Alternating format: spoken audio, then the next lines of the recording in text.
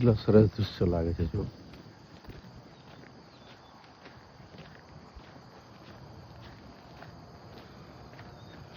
આ કોઈ ફૂલ નથી પણ પાન જ છે.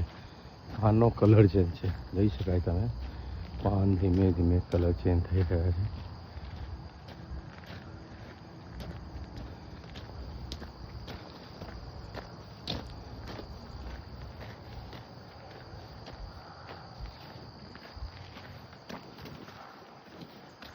Hello hello hello.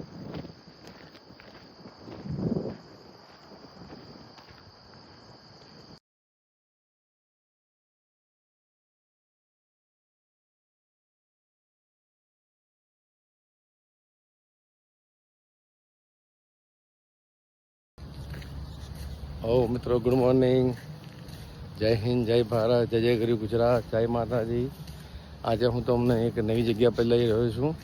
તમે જાણીને ખુશ થઈ જશો. કાઢું સરસ દૃશ્ય છે.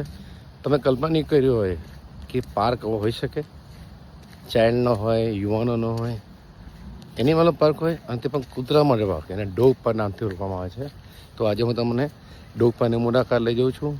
છેલ્લા તમને એક સરસ દૃશ્ય બતાવીશ, તમે ખુશ થઈ જશો. એટલે વિડીયો સ્કીપ ના કરતા, વિડીયોને ઠેઠ લગીને જોજો, આનંદ માનજો, આ કુદરતનું સૌંદર્ય માનજો.